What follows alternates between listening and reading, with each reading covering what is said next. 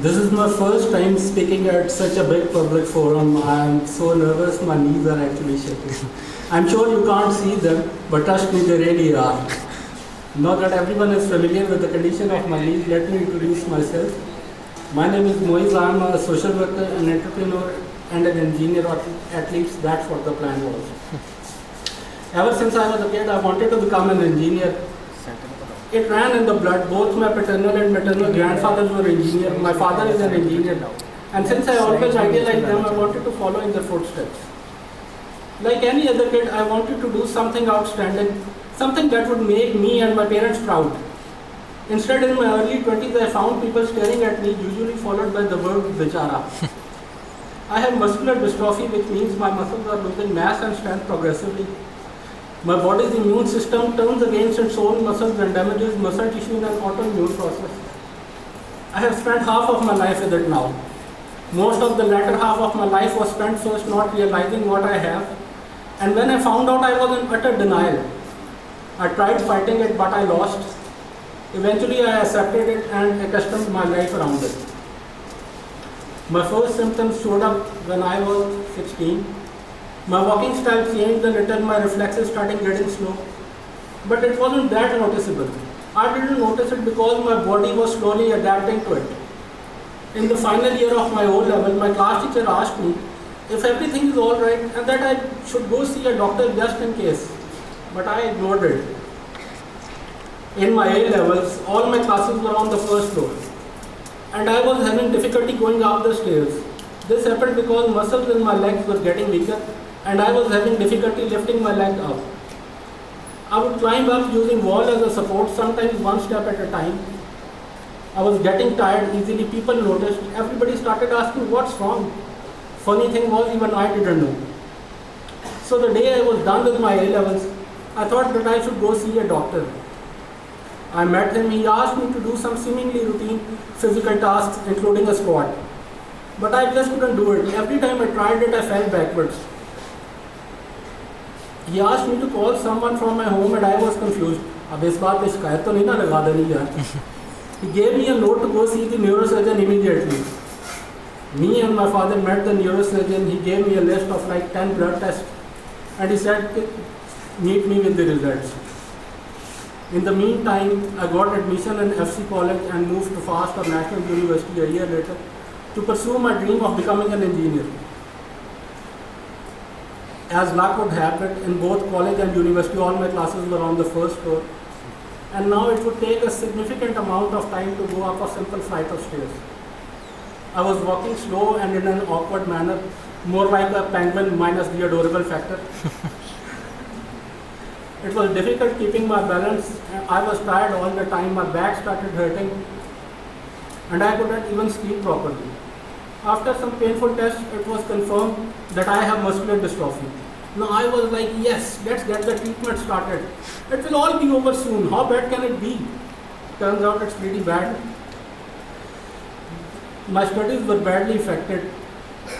There's no treatment for it. I was put on steroids and a few other medicines to see if they work, but nothing happened. I barely passed my first semester. I got very poor grades in my second semester and even failed a course. That's what during my finals of my second semester, my father came to drop me. And there were two small steps in front of the building that didn't have any support on the side. Now normally any one of my friends would be nearby who would help me up those steps and would help me get to the class, but that day no one was around. My father asked me if I needed help and I said no, I should give it a try. I lifted my foot up, tried to climb the first step. I fell, I hit my neck on the corner of the wall and badly scratched it.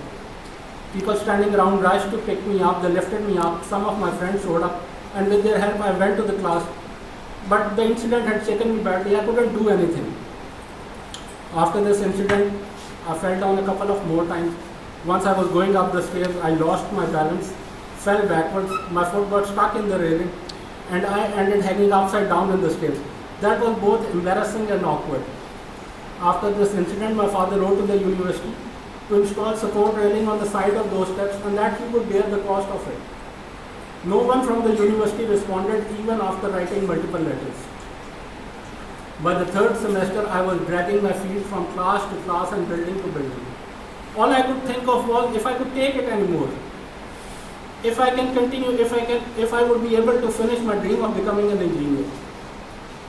By the mid of my third semester, it was too hectic and physically too exhausting that I dropped out. My dream to become an engineer was over. I didn't know what to do. I went into depression. I stopped going out.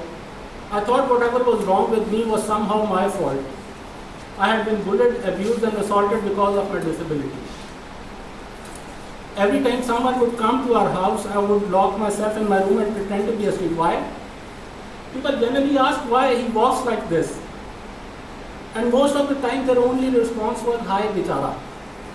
I didn't need anyone's pity. I was self-sufficient in that. I had given up on my life and on myself. I wish I was dead.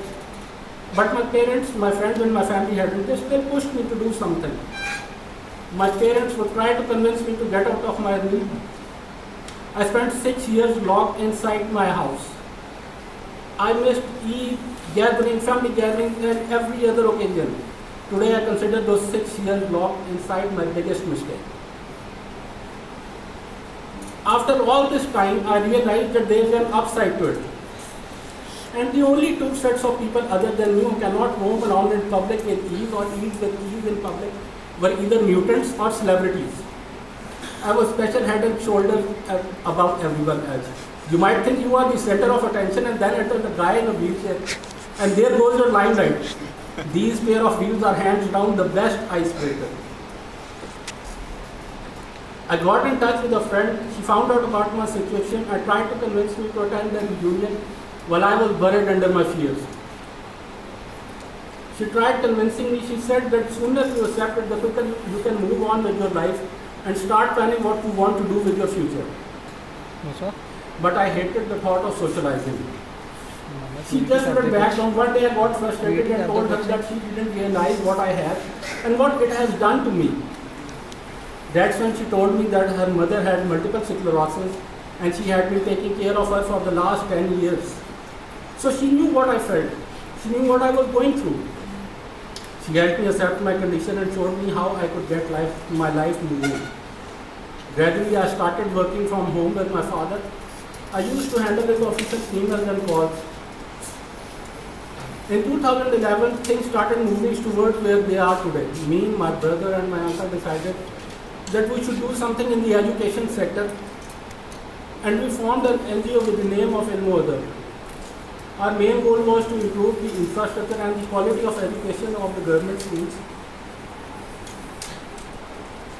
We started on a very small scale. I was made the vice chairman with my brother being the chairman, and my uncle started the USA chapter. A year later, my brother finished his MBA and got a job. Now I was to look after the operations. Before that, I hadn't had any experience in public trainings. One day, I get a call from a school that they needed water coolers. I didn't know what to do. Confused as I was, I somehow made the arrangements and got them delivered. Few days later, I made a follow-up call to see if everything was all right and if they needed any more help. Before I could hang up, the principal said, "Sir, बच्चे आपको बहुत दुआएं देते." This made me realize that there was more to life than just sitting around and feeling bad for myself. I could still make a difference. It spurred me on to think how we can work more effectively and productively for the betterment of children in government schools. We took in some major projects like providing sports equipment, science lab equipment, books for libraries, water coolers, tubewells for fresh clean water, RO plants, performance award for gifted students from classes 5th to intermediate. We even went on and employed some teachers on the payroll of Ilmo Adab who are still getting paid by us to help improve the quality and standard of education in government schools. Apart from this, we organized the biggest sports festival for boys and girls, involving almost all the government girls' schools in Shekhupura district, a total of around 64 schools. This sports festival every year, this year being the 4th edition. In 2016, Ilmo Adab collaborated with LUMS and sent students to women league at LUMP, where they were provided the opportunity of the coaching and mentoring sessions, along with the opportunity to participate with the students from around Pakistan. We,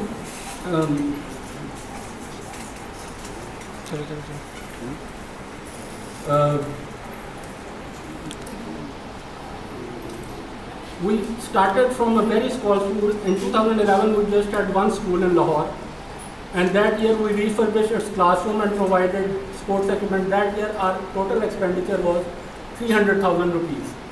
In 2017, we have expanded our work to 25 different schools, including schools in Khyber Pakhtunkhwa, Interior Sindh and Punjab, with the annual budget of more than 4 million rupees. Why all this though? Why did we feel the need to work in the education sector?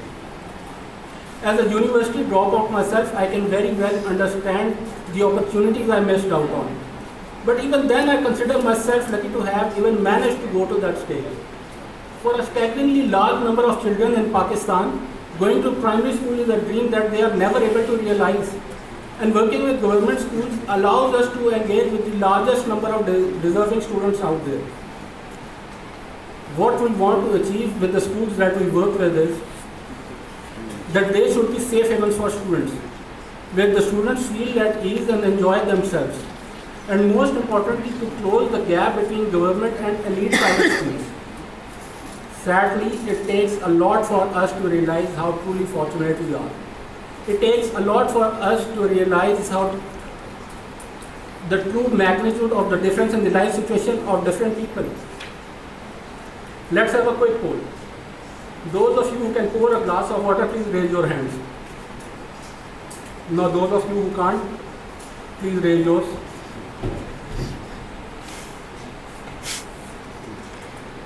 Now imagine getting out of bed, getting into a car, getting out of it, moving around. The guy who can't even pour a glass of water has to do all this with a little help, of course.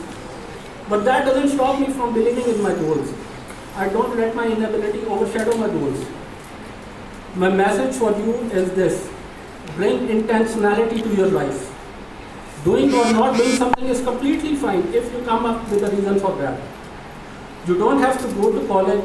You don't have to find a fancy job straight after graduation. You do, however, need a reason for not doing so. Not wanting these things and just being lazy are two very different things. Do not confuse the two, and do not, under any circumstances, try to pretend that laziness is rebellion. Go down a different path, experience new things. In fact, actively seek out ways that you can challenge yourself. I remember when I first attended TEDx as an attendee, I was overawed by the speakers. Standing here today, sitting here today, on the other side at TEDx talk, I am proud.